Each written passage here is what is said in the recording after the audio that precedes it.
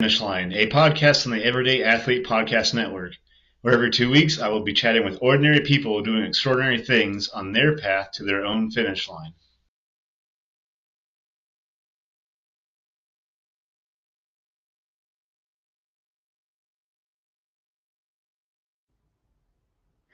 Hey everybody, welcome to Beyond the Finish Line.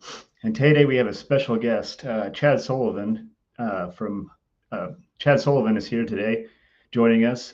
He is a father, a husband, an ultra runner, a sober runner. He is also editor of Hard Praire magazine, and someone that I consider a good friend. I lean on Chad a lot for a lot of advice with my continuing ultra distance journey, and I'm just super excited to have him here. And without further ado, I'd like to bring Chad up. Hey Chad, how's it going? I'm good, man. How are you? Yeah, good. Glad to have you here. I appreciate you having me on, man. Thanks. This is awesome. So I just want to start out and ask, who is Chad Sullivan? I know it's a big question, but please fill us in. Yeah, I mean, I think your intro was pretty on point. You know, I'm a father, I'm a husband, I'm a runner. I edit this great magazine that me and some people have put together called Hard Praire. It's kind of our love letter to trail and ultra running. And yeah, I mean, you know, it's difficult to put anybody into a nutshell, or so to speak, but yeah, I like to think that I'm many things all at once, I guess. Nice. So tell me first how you got into running. Well, I ran in high school, and I wouldn't say I was anything special.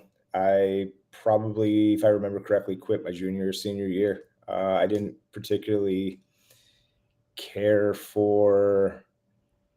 I don't know why I quit, to be honest with you. I think I was burned out from sports at that point. I think I'd been playing some form of sport since I was 5 years old, summers included. And I think by the time I got to my upperclassman level in high school, I think I was just kind of over sports. And so I don't remember playing any my senior year, and I'm not sure if I played any my junior year, but I think that just kind of got wrapped together. I just stopped doing it. By my early 20s, I'd gotten myself wrapped up into drinking, drugs, all that thing.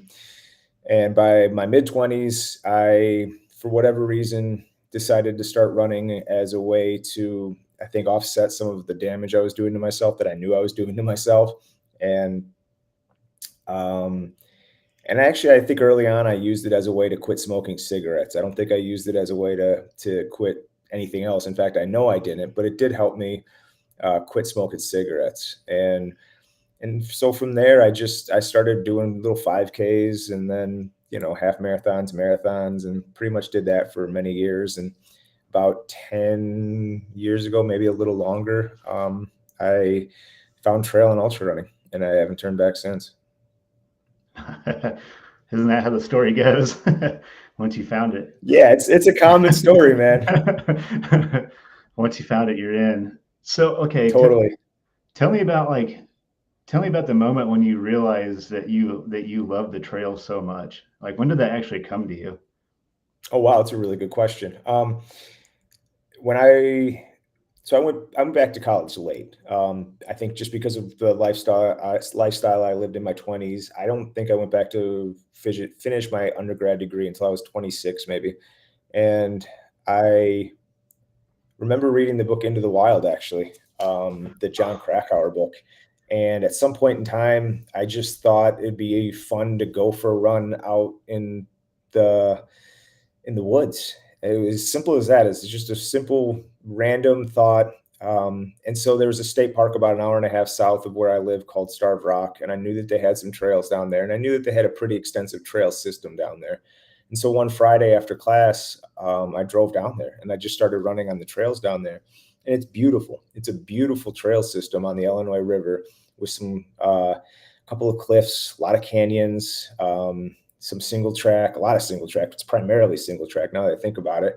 And I fell in love with it. And I didn't know what to do with that love. I just knew that I wanted to keep going back. So once I started doing that, I used to go back every Friday after class. I would drive down there. I'd run the whole network of trails from one side of the park to the other and back. And I think it was 10 or 11 miles, but it was perfect. It was perfect. And I began to really appreciate the connection I was making, not only to myself, but to the outdoors, and being able to kind of establish a newfound love for nature, and something I think I really enjoyed as a kid, but didn't experience enough of. And as I got older, I found that I had the freedom to do that more frequently. In my late 20s, I wasn't married. I didn't have any kids. I was doing a lot of things that, kids who are 18 or 19 were probably doing. So I was kind of exploring those aspects of life late, and in doing so, you know, that was part of it. Finding trail running was part of it, and yeah, I think reading that book and finding that trail system at Starved Rock State Park really made a big difference for me. I know it did. I know it did. Yeah, it's beautiful. I've had that moment recently. I'm sure you can agree with this, where it's like it's not even about like the running anymore. It's just like it kind of like what you're saying. It's more about just like that connection with nature. That's certainly like where like my trail running has been taking me lately. Like the miles are just kind of like a side effect of everything else. Really. It's like it's cool you get those in, but Well, and I think I've seen some yeah, photos. it's huge, man. You had posted some photos, Joe, recently on your social media of, I think, a state park or something that you went to. There were some nature photos of a run that you had been on, and the first place I thought of was Starved Rock. It looked very similar to where I kind of cut my teeth, and I, you and I being from similar states with similar terrain, I'm pretty certain that you and I probably run on some very similar single track, which is kind of cool. We can kind of bond over that, but yeah, it's. Yeah. I don't know, man. It's a connection that is profoundly important to me. Yeah, it's huge what it'll do for you. Yeah, those single track, I like to refer to them like single track utopias. I get lost in those, Hmm. man. It makes me so happy just being Absolutely. there. The fact that I get to run there is just fantastic. But it's like, yeah, that's amazing. Um, so I want to get into Hard Prairie, Yeah. obviously, but I want to ask like where did Hard Prairie how did it come to be? So I had Um, done some work for Eat Clean Run Dirty magazine for a few years, and I was writing for them and kind of getting a feel for um, just the scene on a broader level. And it occurred to me that there wasn't a lot of attention being paid to the state of Illinois, which is where I live. So initially, Hard Prairie was my way of kind of crafting a love letter to the state of Illinois and the runners there and the events that we had here. Um, and I started the website as kind of a way for people in Illinois to hopefully connect, write stories, share race reports, find um, community. And I kind of was hoping that the website would take off and we would get a collaboration of writers and photographers, and we could all just kind of focus specifically on Illinois. And in the end, it didn't work out that way. And it was taking a lot of time for me to continue to write things for the website and produce stories or content or whatever it is you want to call it. And with my second child on the way, I just knew that I wasn't going to have the time to do that. And so I opted to pull back a little bit and do a print publication. And in the process of doing that, I brought Jenny Thorson on board, who has done a lot of work for Ultrarunning magazine. She's had her photos on the cover. She writes for them frequently, and she's remarkable. She's just an incredible talent with an unbelievable eye for photos and for stories. And so having her on board really changed the face of what the magazine was going to be. And I have My brother-in-law, Tim Roberts, who is also a photographer, and his photos are also everywhere in the magazine. He's been instrumental in this from day one. And, my sister's been doing our social media stuff, and she helped me kind of get my footing for that. So it's really been a kind of a very small team, doing things, the best way we know how, and so, when Jenny came on board, we opted to broaden the scope of the magazine. She had a lot of connections throughout the country. I had a few connections on the West Coast, and we decided to see what we could do. And that's how it became the more full embodiment of the sport that you kind of see now with the magazine. Is we've really been fortunate to, with each issue so far, have stories, from the East Coast, from Middle America, from the West Coast, and then kind of embody the whole sport, at least within the United States. And we're pretty proud of that, to be honest with you.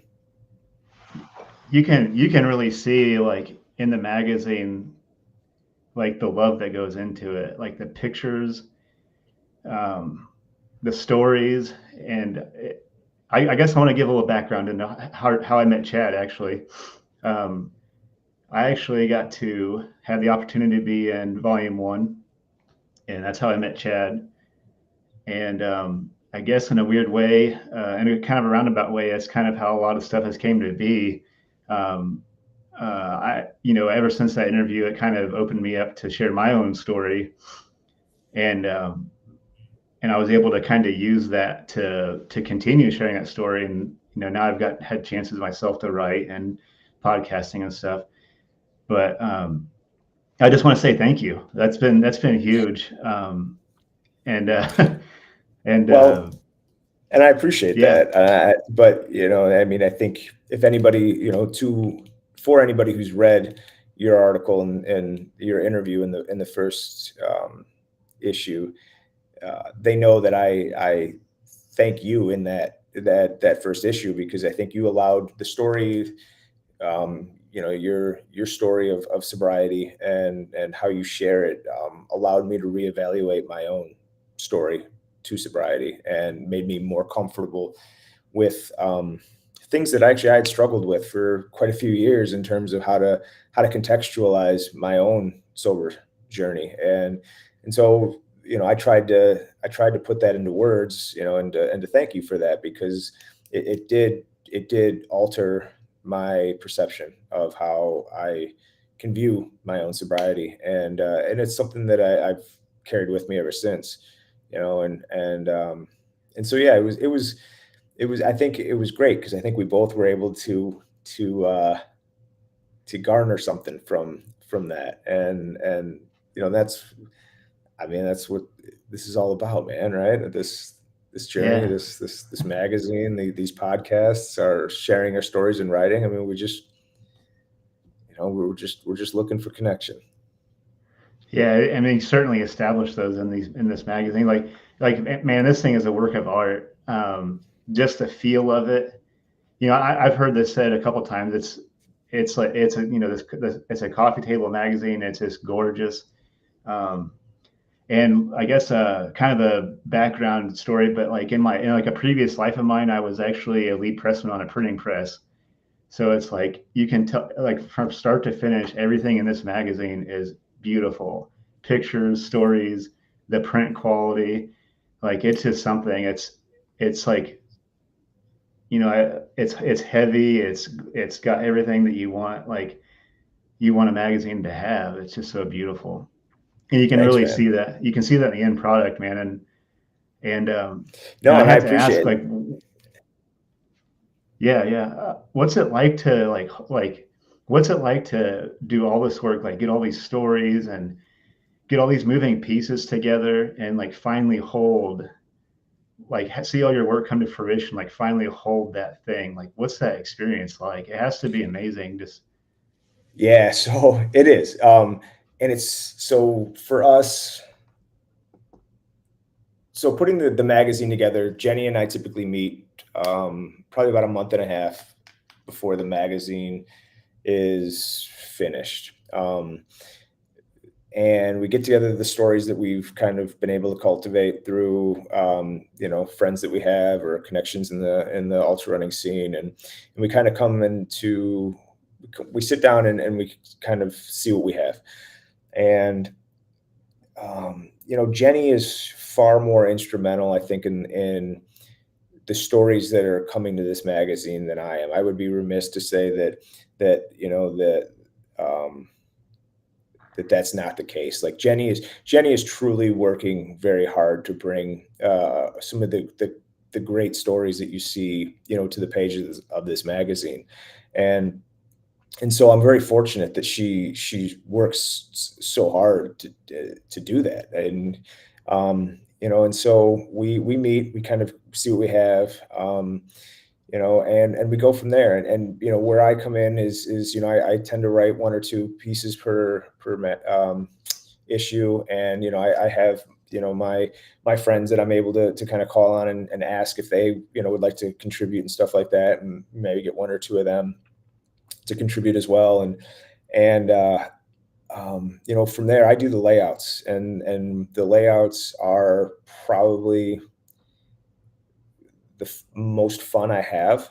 There's just something about watching it come together and putting it together. And the layouts are not anything special, and intentionally they're not special. They're supposed to showcase the photos. But I have the great fortune of having these amazing photographers who send me their work, and I get to sit here and sift through it.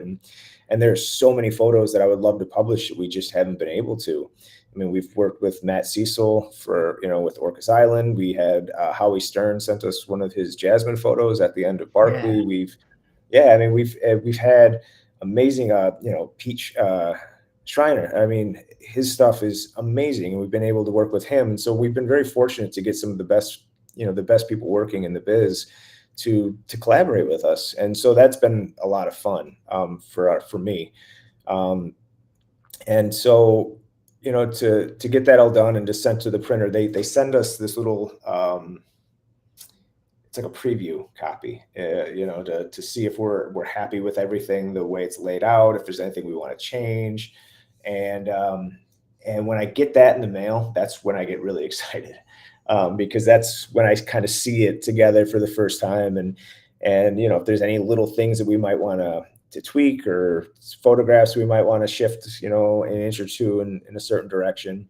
But when I get that little preview copy, that's when it kind of hits home that we're close. Because once I give them the okay, we're about a week out from getting the actual mags in our hands. So it's awesome. It's fun because it's collaborative, and we've been very fortunate. We really have. I mean, we've been very fortunate that some really talented people have wanted to work with us, and we hope that continues. We want to continue to build those collaborative relationships within the community for sure. Yeah, definitely. So okay, Howie Stern gave you a photo. I saw that in volume 2. Yeah. How amazing! Like when you realize that, like, what was that like? I mean, that's trail running royalty. I mean, I guess in a way, but yeah. Well, and see, that's just Jenny again. I mean, Jenny, I give her so much credit, because she really does go to bat for the magazine. She's the one that reached out to Howie and asked if there was any photos from Barkley that we could use, and or that we could publish. And she's the one that reached out to Matt Cecil and saw his photos from Orcas Island and said, hey, we would love to publish these. And she really believes in what we're doing, and so do I. And to have her really coming to the fore with this, and having those connections in place already, it's so beneficial for us. But that's all her. I mean, those are I mean, I don't, like you said, it's jackpot, right? I mean, how one of his photos of Jasmine, at the end, like as she's kind of crouched, and I mean, that's jackpot. That's the best way to end a magazine, in my opinion. Yeah. Is just that's it, you know. And then he wrote something about the moment, which was even better. He wrote us a little something, and so now we're really we're so fortunate, so fortunate. Yeah, when I saw that, I was just like, no way! Like this is amazing. Like, of course, that That's my picture. words, my words exactly. Like, I'm proud of you, man. This is just amazing. I was like, holy cow. Um, Thanks, man. Man, that picture is just so raw too. It's like uh, you're catching someone like it's like so vulnerable and pure. It's just like that picture makes me You want to know, sign up for more stuff. yeah, that picture to me is, you know, every time I look at it, there's something new I notice about it. Like when I first received the photo from Howie's, I was really wrapped up in Jasmine, right, and the expression, the way her body was kind of falling, you know, to the ground at that point in time, the exhaustion that she was kind of displaying. I mean, I was really wrapped up in what her journey to that point was all about. And then the more I looked at that photo, I really became enamored with the background, the people in the background, and the exuberance that they were showing, like the release of tension that was occurring right at that moment. Because the way he took the photo, I mean, it's a broad shot of her, but you get everybody in the background, and you can see their reaction. I mean, they're going wild, and it to me, that really, I think, embodies or adds to the drama of the moment, because she's, you know, there were some people that for years questioned whether or not, a woman could finish that race, and she shut those people up so loudly, and it was awesome, and that tension was released, and that photo embodies that, and it's awesome. It was just such a great thing to see, and we were lucky. We were very fortunate that he allowed us to publish that. Yeah, it was definitely like the glass ceiling shatter heard around the world, man. It was like I for one didn't get anything done that day. I just kept refreshing and refreshing Howie's feed. Yeah, I think his feed was being shared by another trail runner. yeah. But yeah, I was just I mean, like holy cow. that race is held early in the year, and I don't think there's going to be. I can't imagine anything occurring in trail or ultra running for the remainder of the year that will usurp that moment. You know, that is the moment of 2024. I mean, it's, you know, I could be wrong, but I mean, to me, I would be hard pressed to imagine anything being as consequential as that moment, that finish. So going to pictures, I have to ask about the foot, the foot on volume one. Yeah, Give me some background into this. It's that that's. picture also lives rent free in my head constantly. So. I'm sorry. um, but you know what? I guess I'd be lying if I said that wasn't my intended purpose. That was I wanted issue one to have a cover that was going to make people stop and pay attention. And when Jenny and I were looking through some random photos she had taken, we were flipping through fast, and I told her to stop, and I said, "That's it."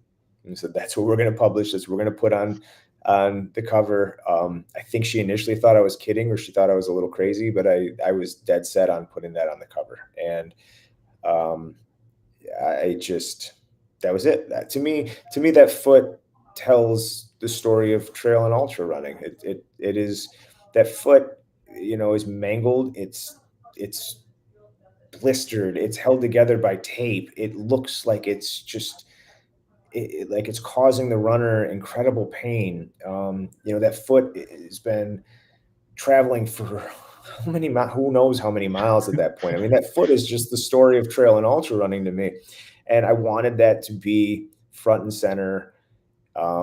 on the cover, and because I just thought that it was an important way to start the magazine. That was our message. That first thing you saw was the message we were coming out with, and I still think that's the best decision I made for the magazine, was because that image drew so much attention. Because we our plan or our goal isn't to sugarcoat the messiness of the sport. We were just going to display it as honestly as we experience it. So that was our thought process with the foot, for sure. Yeah, you certainly captured that. Like that picture, like I've looked at it a lot, obviously, but that picture that picture, weirdly enough, is what drives me to want to do longer distance. Like obviously, I'm a newer ultra distance runner, and like weirdly in some maybe twisted fashion, I'm like, I want to experience that moment. Like I want that so That bad. foot. And like yeah, I want that. Like I want to know the journey. I want to know what that journey is like to get to that point. Yeah, it's a good question. I mean, because I would have to ask Jenny exactly which race that is. I know she's told me, and I can't remember what race it was specifically off the top of my head. But I look at a foot like that, and I'm like, that foot looks wet to me, right? So I'm imagining a wet race. I'm imagining a race that's probably been seeing buckets of rain, um, flooded trails, maybe some creek crossings. That's what I'm seeing when I see that foot, and that to me that's good racing right there. Like Yeah. that's fun, right? That's the stuff that it's fun. Maybe isn't the right word. I mean, but that's part of it, I should say. I mean, I've been through some races where it rains and it's not fun, right? It's miserable.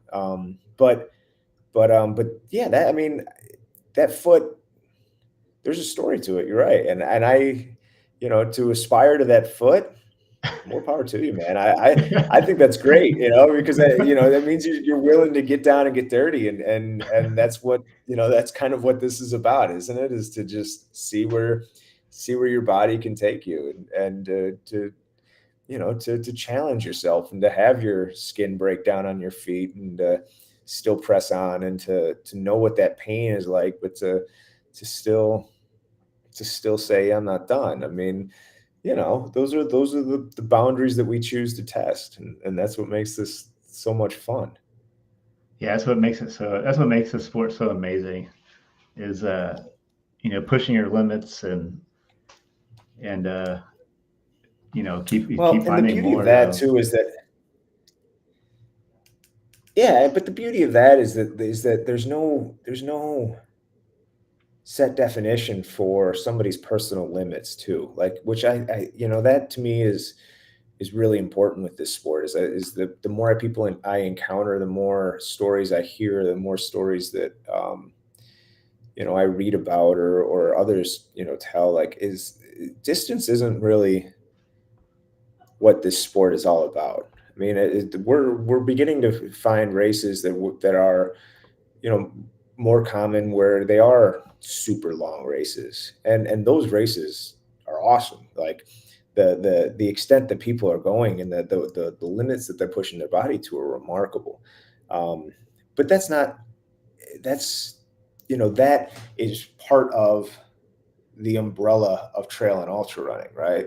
Trail ultra running, includes the 50K. It includes, a 50 miler just as much as it includes a 200 miler.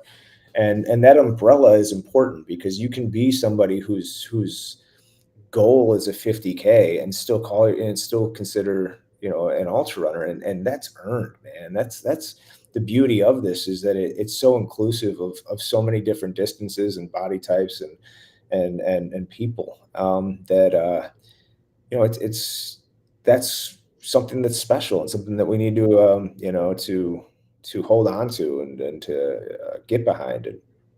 And I think that's remarkable, because somebody who's doing a 50K is going to experience some incredible pain, and it's going to be the hardest thing they ever do, and that might be their end all. That might be the distance that is it for them. And you know what?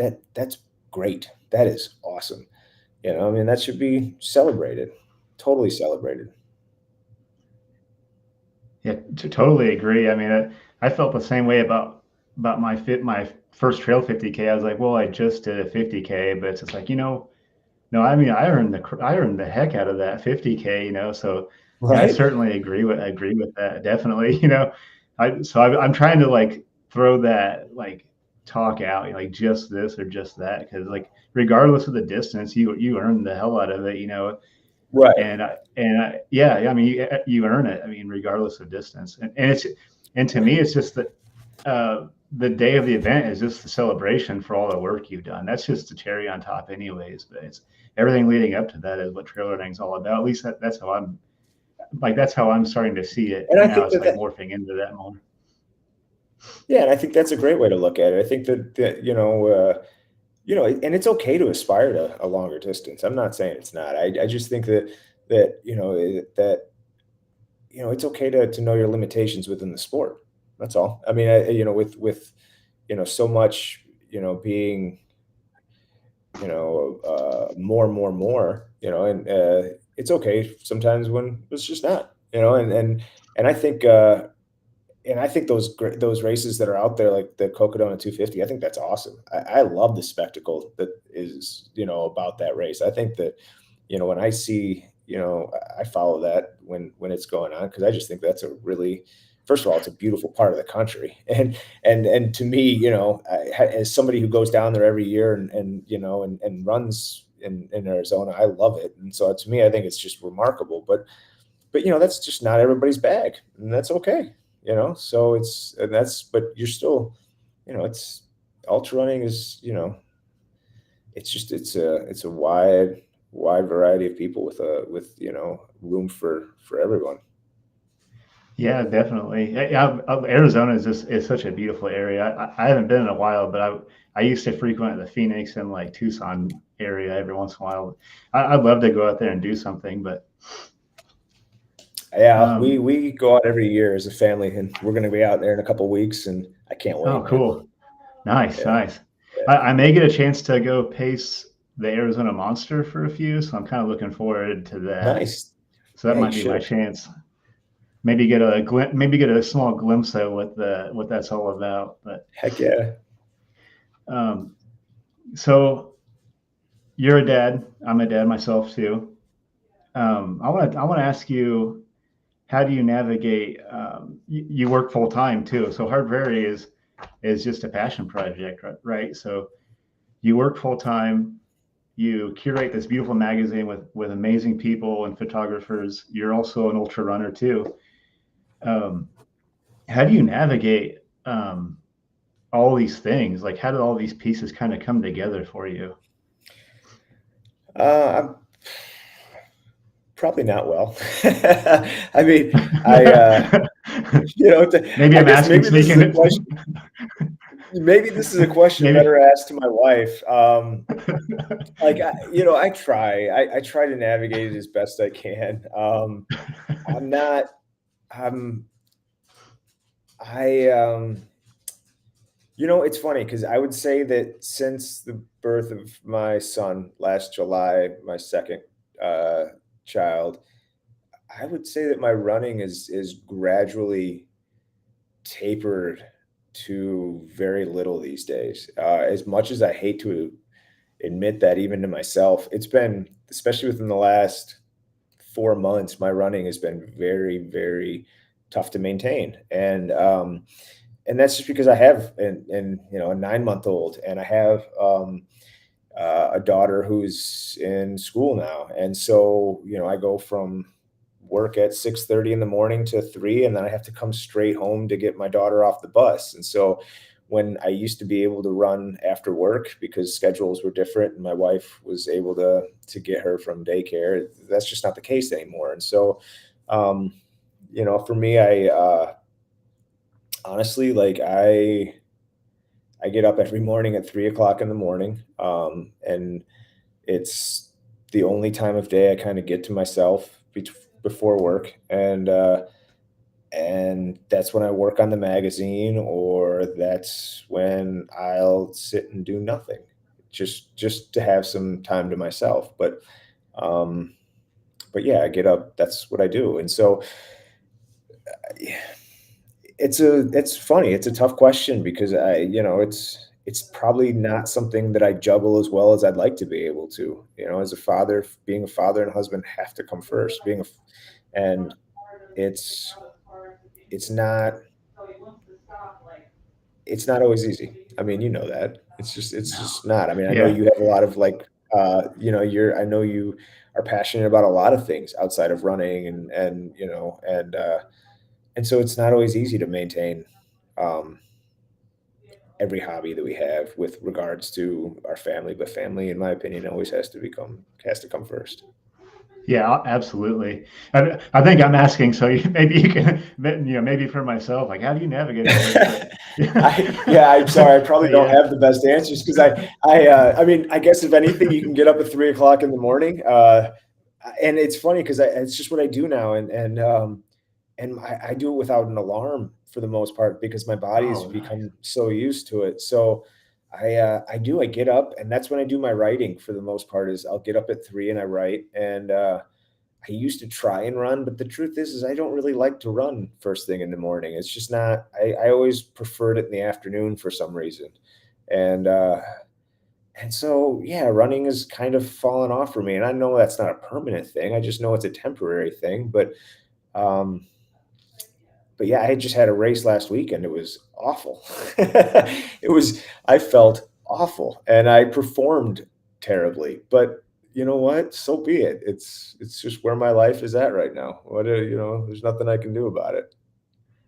Yeah. Oh, what run did you do? What race did you do? I did Rumble on the Ridge in Oh, okay. Wisconsin, and I got to say it was an awesome event. So, I mean, it was awesome. It's this little event. It's a last man standing event on this sixth generation family farm in southwestern Wisconsin, and it's really beautiful hilly country. And basically, yeah, you ran. It's a mile loop every 20 minutes, but it was up this gnarly ass hill, and Oh, cool. yeah, it was the hill was just insane. I think it was like 300 feet or something like that. And so every 20 minutes you have to line up and run that hill again, and then yeah, but it was awesome. A really well put together event, really well organized, very small grassroots thing, but man, did they driftless running. I think that's who did it. They did an awesome job with it. I would highly recommend it. So much fun. So Yeah, definitely. maybe next year if I can get my stuff back into shape, I'm going to give it another try. Yeah, I love, like, I'm starting to really love loop courses too. I don't know if backyards have just like ruined me lately, but I love doing those small loops. So that'd be cool to check out. You should. I mean, I don't know, but I wonder. I mean, you could maybe like speak to this, but I wonder if that's not more of a Midwest thing too, because we just don't have the land that Yeah, is out west or out east. With the large national or state parks, our park systems are just much more condensed and small. So the races that we tend to have around here are just loop races. Um, and yeah, yeah, definitely. Especially here, I know probably Illinois is the same way. It looks like so. mhm. Yeah, I think so. So Well, I want to go back to what you said about getting up early and writing at 3 in the morning. I want to know if you would share with me what's your writing process like? um, so that's a good question, actually. My writing process. Um, wow, I never really thought about my process. I guess I just write and um, then edit as I go. I'm a very slow writer. I'm really working hard lately to speed up my process. And so for me, I'm probably I had a professor once liken the process to like being like a stone carver. Like that's kind of how it is for me is I chisel each paragraph out of stone. And so you can imagine how long it would take to sculpt something out of stone. That's kind of how I feel about my paragraphs. I take a very long time to write, and so I'm really working to speed up that process. And so in the mornings I'll get up and as long as I've got something kind of that I've been working on, it's been easier and easier for me to get back into the process. But if I in between projects or I have something that's kind of just starting out, it's tough. It is tough. But I love it. I don't know. I love it. I love writing a lot. I've been branching out recently into just stuff not running related, writing wise, and getting stuff published in literary journals just to see if I, and I have been. It's been great. It's been awesome seeing those acceptance letters kind of coming in. It kind of validates my writing in ways that I'd never had before. So it's been awesome. But and it's taught me a lot to bring to the magazine too, because I think it just makes me a better writer in general. And that's just what I want to be. I want the stories that appear in that magazine to be well written and to be engaging for sure. Yeah, definitely. Yeah, I need to get better about like taking my time with writing. Like my thing is like a lot of my ideas come to me while running, so it's like I want to get it out. Like I want to get it out of my head as quickly as possible. So, when I finally do put it out there, I'm like, like then I kind of like backpedal almost like, why did I say this and why did I say that? But that must just be something. So you mean after you've written it? You think that, like after you see it in print? Yeah. So yeah, and it's funny because I used to do that too, and I don't know what it is, but recently I've been trying to really cut down on like useless words. Like I find that when I started writing, I would write the way I spoke, and I think a lot of people do that. They tend to just write to their voice, their natural speaking voice, and what I learned is that writing tends to be different from that. So like we as opposed to writing to your speaking voice, you got to write to a different voice, like a more of an internalized voice, and in doing that, you kind of have to go through and cut some of those erroneous words.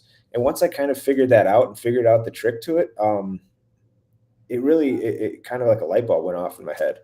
And I found that that if I could just get rid of some of those extra words, the words that are more conversational as opposed to writerly, I was able to make peace with the stuff I was putting out a little bit more, because I know what you're talking about. I definitely do. Where you read something and you're like, oh man, like that's not what, or I intended that, but I could have written it a different way. And so it's about trimming it, I guess, and finding out the true, the true sentence, that you want out there. And that's a process, man. You'll figure it out. I've read your stuff. You're well on your way to getting to where you want to be. You're fine, man. Oh, thanks. Yeah, I think it must just be like a writer, like a condition of like a writer, like you just really are never happy with anything that you truly put out there. I don't know. Like I'm the same way with woodworking. Like I don't think I've liked a single project that I've ever made, but it's funny. And I know you can't. I don't know. I would have agreed with you a while ago. I don't agree with that now though. I do think there's a way you can make peace with it and still find room to grow.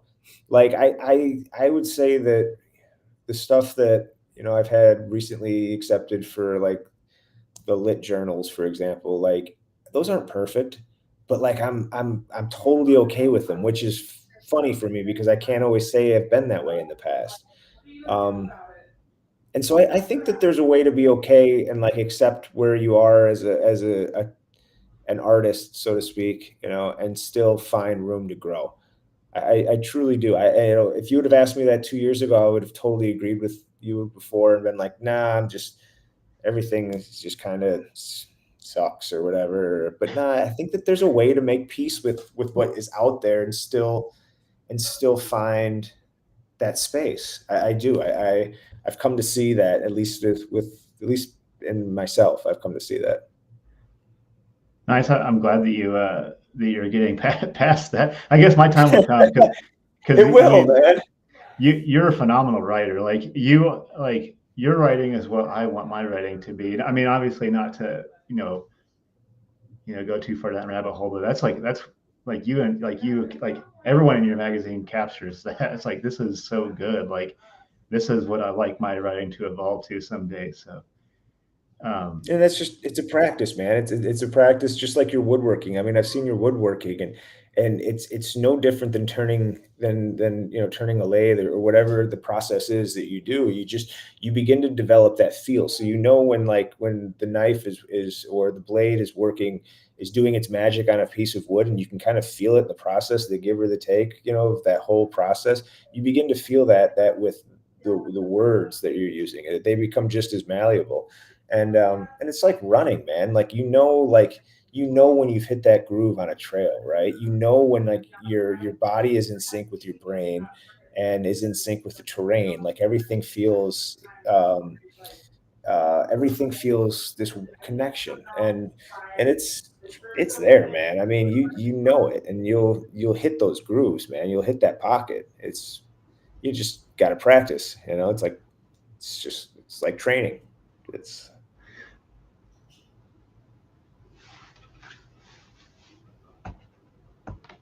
yeah, definitely. Oh, I think we broke up. Sorry, Chad. No, you're good. Okay. Okay. So you're a family man, just like I am. And I had a moment when I was running an ultra back in December where I was running and I was kind of up against it. And I usually kind of go like phone silent for most of my runs, but I was doing pretty poorly. And I checked my phone and I saw this text message from my daughter. She had been tracking me while I was running, and all these this group message came from my family about, you're killing it, you're crushing it, keep going. And I saw something that stuck out to me in one of your Instagram posts, I think, and I was wanting to ask the background behind the nickname Dinosaur Man. Yeah, it's a really good question. So last year I tried to run the Potawatomi 100, and I had tried to run it 4 times before and failed every time, just for various reasons, right? And I had gotten close and just could not figure out how to cross the finish line. And last year I decided to give it another try. And in the days leading up to it, my daughter was at school and they made me a sign at her school, and all the kids worked on it, and it had like some writing on it.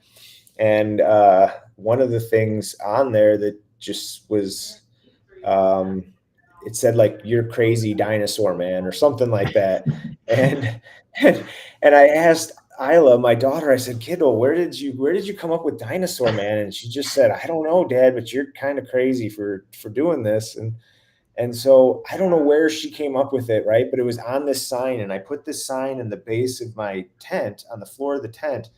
And after every 10-mile loop, I'd go in there to regroup or whatever, and I'd look at this sign, and I just started to say, "I am Dinosaur Man." As the race started, when things started to go south for me and I started to feel pain, I just started to repeat this like a mantra: "I am Dinosaur Man." And I didn't know what it meant. And I know my daughter didn't know what it meant either. Um, but it meant, it was, whatever it was getting me through. And I knew that she was going to be there if I finished, right? And she was. I kept saying it: "I am Dinosaur Man." And and at the end of the day, like, it's one of those things where, like a kid will do without having any sort of preconditioned expectation behind it. And I just took it and ran with it, literally. and she was there. She was there. She ran with me for the final like 100 yards of the run, and I just remember I was bawling. But yeah, like that was it, man. Like, it was something as simple as just this little sign that she made with her friends at school. And I still have the sign, I think. I'm pretty sure I do, but I know I have the memory. I was thinking of getting it tattooed actually on my arm somewhere, but just I don't know. Just so if one day she ever asks me, "Dad, what's this Dinosaur Man thing?" I'll tell her.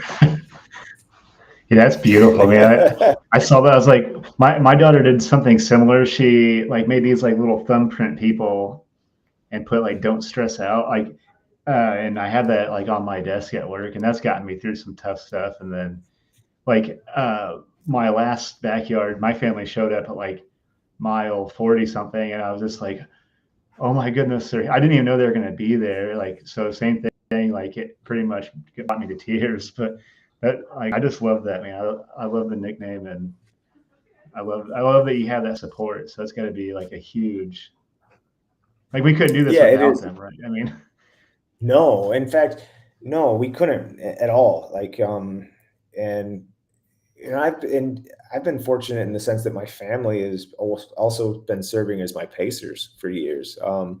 Every long event I've run, my sister and brother-in-law and my dad have come along as my pacers. That's just kind of, and for me it was comfort, because if things got nasty, or if or ugly, or if I got down in the dumps, or whatever the circumstances were, I just knew that they'd already seen me at my worst, so I could be honest with them, and plus it was fun. I'm close with my family, so having them come along as a pace crew is just great. But they were awesome at last year's pop, helping me get through that run, because it was just like Illinois weather in spring. I mean, it went from being like 80 something and sunny to being like 39 and sleeting 12 hours later. I mean, it was just an ungodly weather race, and they didn't complain at all. They stuck by my side the entire time in the worst conditions imaginable, and they did it. They were incredible. I couldn't have finished that race if they hadn't been pacing me. There's no doubt. yeah, likewise. There's no way I would have made it. That same thing. I ran through every weather condition in the Midwest that day. What you said is the most Midwest sentence I ever heard. Like I got hailed.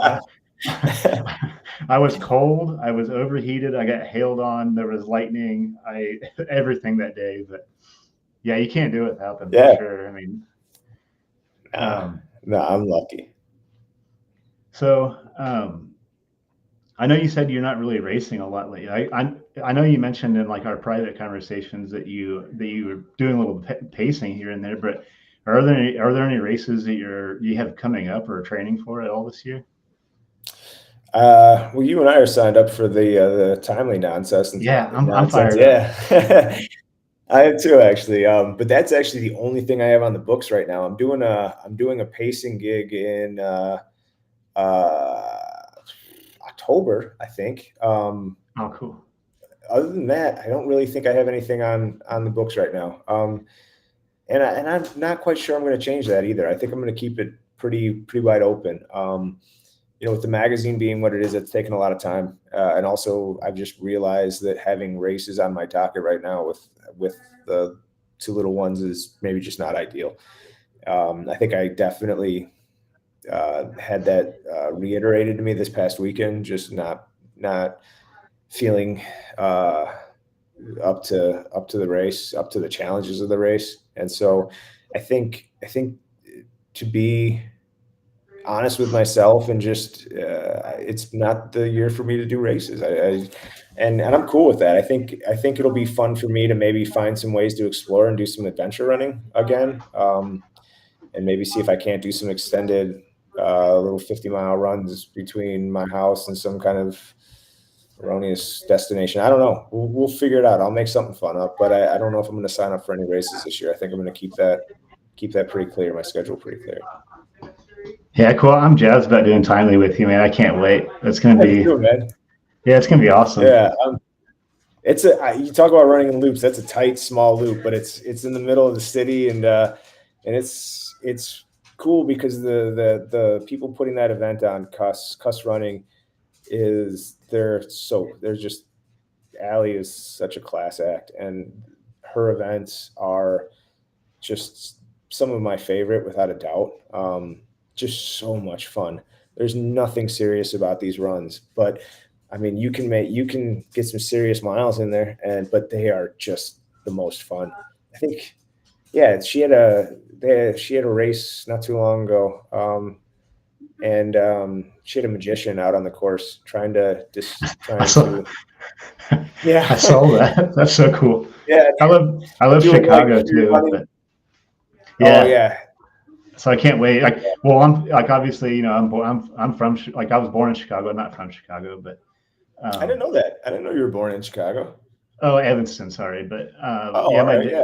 yeah, we there for a while as a Navy brat, so we lived. My dad taught firearms at the Great Lakes Military Academy till the '90s, so that's how I got here. But Oh, um, okay. I didn't realize yeah, so okay, we're running out of time, unfortunately, but that. I know I wish we could do this. We could talk for way longer. We'll have to do another episode again, absolutely. I'm But totally game.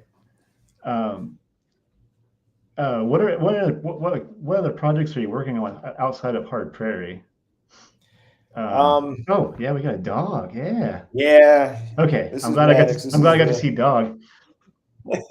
yeah. What other projects do I have? So right now I know you. running. So Yes. actually, like no, it's all good.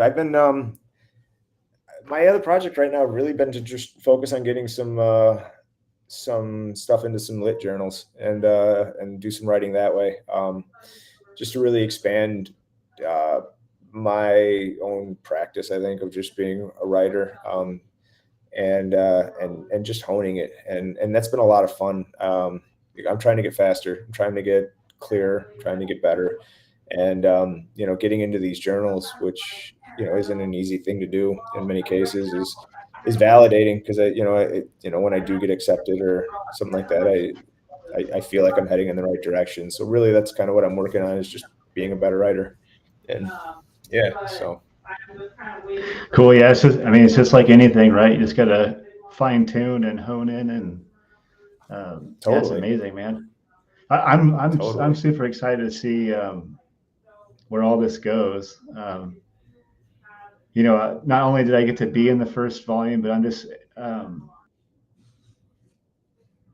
been I lean on you a lot for a lot of different a lot of different advice, and so it's been so cool. It's been surreal.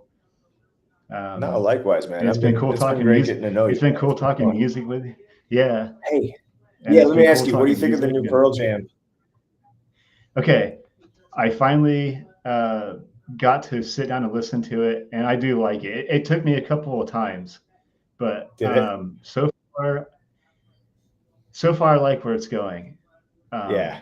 It's cool to see Pearl Jam like mature. So it's just like it's wild, right? Because it's like like we've talked about before. It's like we're both still clutching onto our flannel. It's just like give Right. me give me Seattle sound only. But I really like Wreckage. That song is really See, that really song's good. great. I'm like you. It took me quite a few listens, I think, to kind of figure out whether or not I like it. I actually think it's great now that I've spent a lot of time with it. It's probably my favorite of theirs since Yield. But yeah, Wreckage. You know what Wreckage reminds me of? It reminds me of like a great lost Tom Petty and the Heartbreakers song. Yeah, yeah. I could. Yeah, that's a good way to explain. I couldn't put my finger on it, but I was just like, it sounds like something. But full disclosure, I basically like re-listened to it all today, just in case we talked about it today. But That's great. I listened to it when it first came out, and I was like, I better brush up on this, like to make sure Yeah. I'm ready, because I knew we were going to talk music at some point. No, I wasn't going to let you off the hook without one music question, man. Yeah, I'm glad we got there. Yeah. Yeah, yeah, I'm fired up, man. Thank you so much for doing this, Hey, first no of all. problem, man. And if you could, real quick, tell everybody where you can find Hard Prairie. Like, let's get Yeah. the word out. So you can go to, Hard Prairie, all one word, hardprairie.com, and you can order the magazine there. You can subscribe as well for the remainder of the year for 3 issues.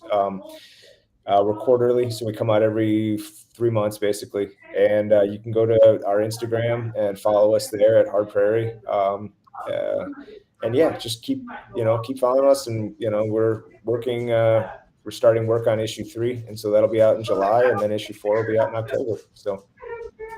Yeah, thank you, Chad. It's truly a work of art, so I recommend it to anybody. Thanks, man. Appreciate it. Well, thank you so much for being on here, Chad. This has been awesome. Yeah, thanks for having me, man. Thank This you, has been everybody, great. I appreciate it. Thanks. Yeah, thank you.